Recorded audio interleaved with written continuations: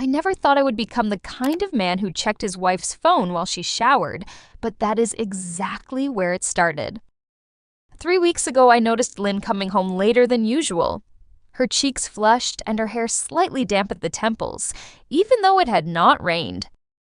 She would mumble something about helping Min, the divorced guy next door, with his old motorbike in our shared garage. "The carburetor keeps acting up," she would say, avoiding my eyes while slipping off her sneakers. The same sneakers that somehow ended up with fresh grease stains every single time. At first, I told myself I was being paranoid. We would been married 8 years, comfortable, maybe too comfortable. The spark had dimmed to a pilot light, but I figured that happened to everyone. Still, the little things piled up like dust on a shelf. You swear you will clean tomorrow. The way she started wearing perfume on weekdays. How her laughter floated through the open window at 11 p.m. when I was supposed to be asleep. The faint smell of men's cologne on the passenger seat of her car that definitely was not mine. Last Thursday sealed it. I came home early from the office, planning to surprise her with takeaway pho, and maybe, if the mood was right, a lazy afternoon in bed like we used to have before life got in the way. The house was quiet. Too quiet. Her handbag sat on the kitchen counter, phone inside, unlocked for once. My pulse hammered in my throat as I scrolled through her messages. Nothing obvious. No hearts, no late night.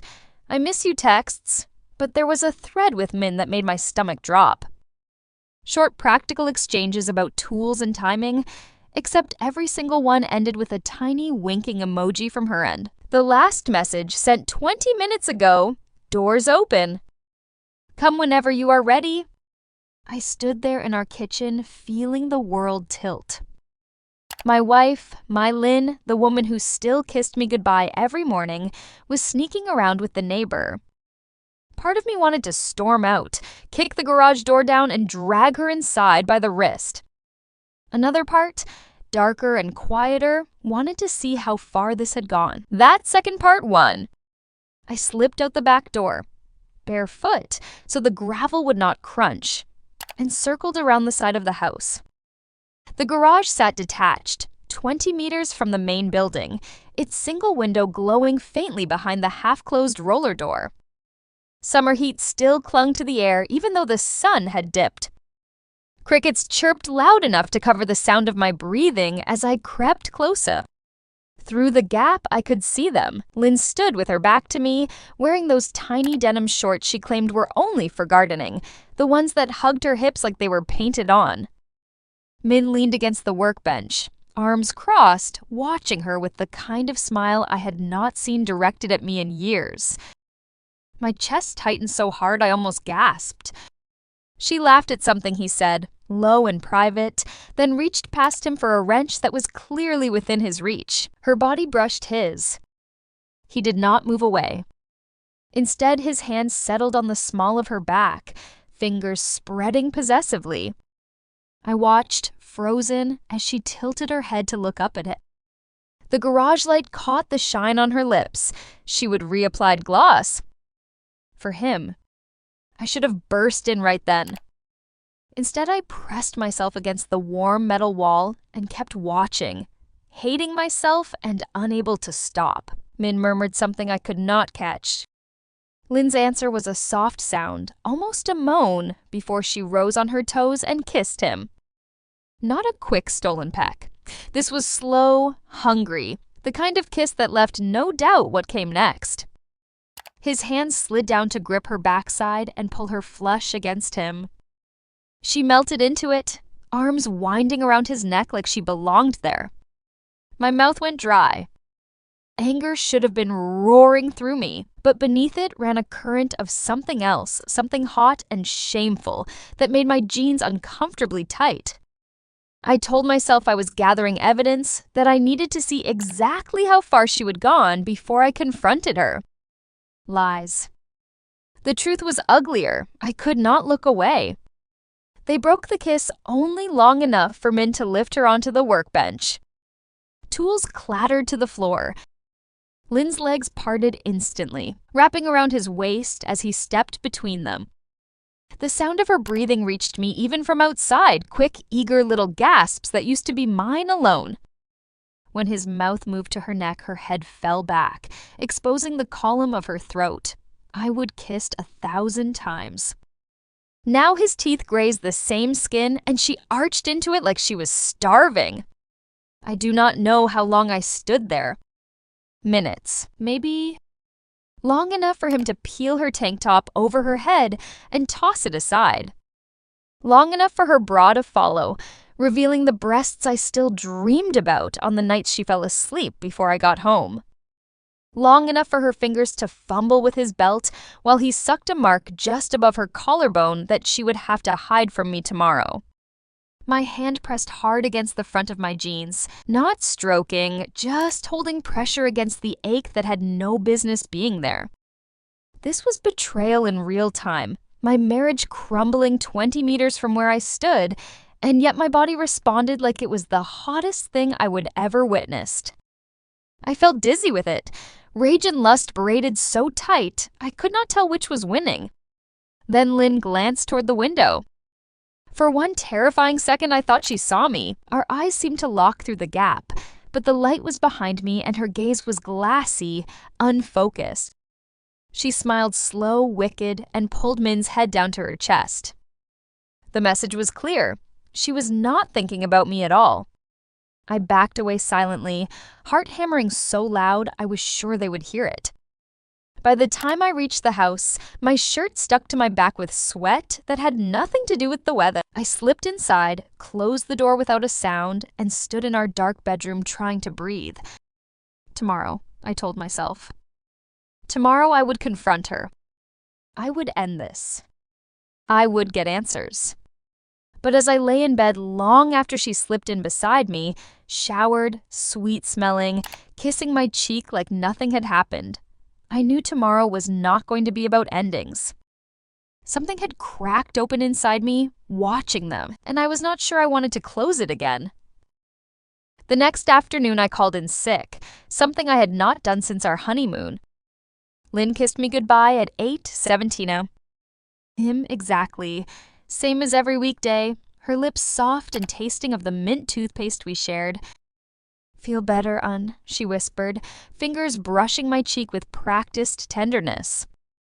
I watched her walk down the driveway in her office skirt, hips swaying just enough to remind me what I would seen the night before. When her car disappeared around the corner, I was already hard.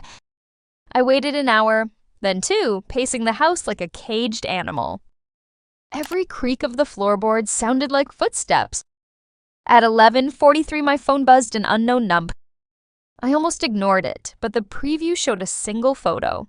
Lynn's bare back arched over our workbench, Min's handprint red on her skin. No text, just that image. My blood roared in my ears. He had her private number now? Or she had given it to him. I was done waiting. I grabbed the spare key to the side gate and moved through the garden like a thief, keeping low behind the hibiscus hedge. The garage roller door was down today, but the side entrance stood ajar, exactly 6 inches, enough for a body to slip through, enough for me to see without being seen. I left my shoes by the door and stepped inside barefoot. The air hit me first, thick with heat, motor oil, and something muskier. They had not bothered with lights. Sunlight striped through the high vents, painting gold bars across their skin. Lynn was already naked from the waist down, bent forward over the hood of her own car, palms flat on the warm metal. Min stood behind her, shirt unbuttoned, trousers shoved to mid-thigh. The sound of skin meeting skin echoed sharp and wet in the concrete space. I pressed myself into the shadow beside the tool cabinets and watched. He had one hand fisted in her hair, pulling just hard enough to arch her neck. The other gripped her hip, guiding each deep thrust. Lynn's mouth was open, eyes half-lidded, a steady stream of soft, broken sounds spilling out with every stroke. I knew those sounds. I had cataloged them over years of marriage. But I had never heard them quite like this. Raw, desperate, almost grateful. "Look at you," Min growled, voice raw. "So polite at the dinner table last month, now begging in your husband's garage." She answered with a whimper that turned into my name. Please. And for one terrifying second, I thought she would seen me. Then I realized she was begging him to go harder, faster, using the same endearment she saved for me when she was close. The betrayal sliced deeper than any knife, yet my body refused to obey the rage screaming in my head. My hand had already slipped inside my shorts without conscious permission, wrapping around the aching length that strained against my palm.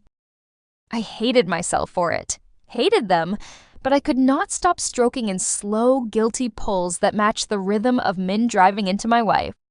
Lynn's breasts swayed beneath her with every impact, nipples tight and dark, brushing the dusty hood of her car. Sweat glistened along the curve of her spine, collecting in the small dip above her backside before sliding low. Min noticed. Of course he did. He slowed, dragging out each withdrawal until only the tip remained inside her, then sank back in with deliberate cruelty. She sobbed, pushing back, trying to take more, but he held her hips still. "Tell me what you want," he said, voice low and filthy.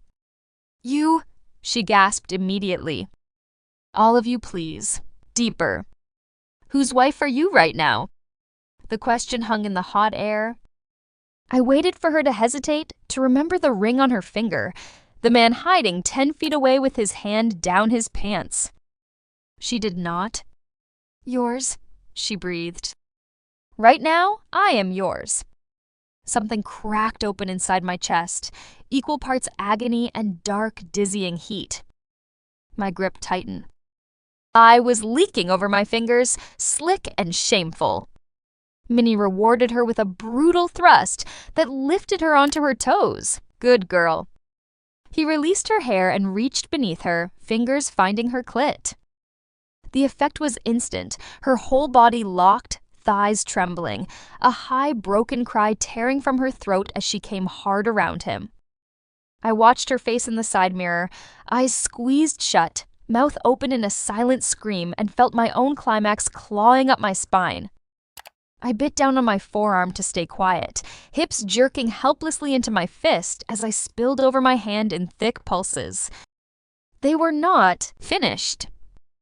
Far from it. Min pulled out slowly, letting me see how wet she was, how swollen and flushed.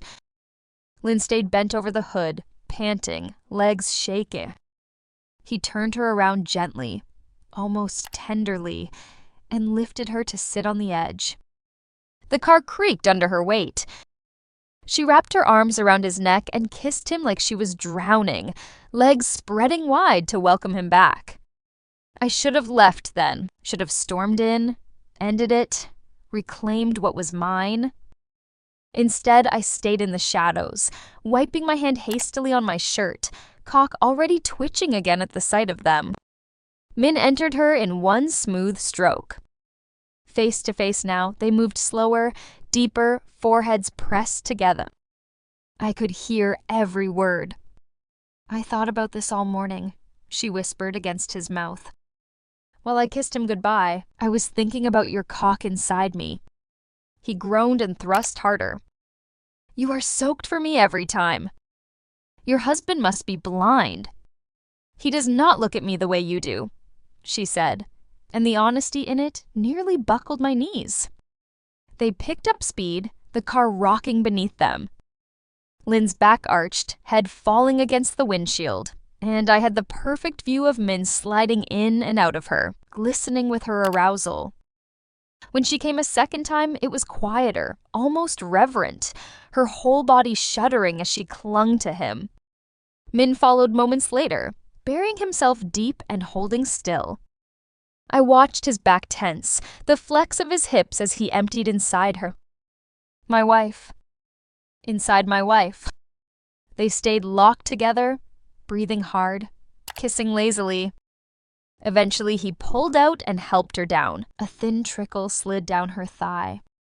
She caught it with 2 fingers and without hesitation brought them to her mouth. The soft hum of approval she made will haunt me forever.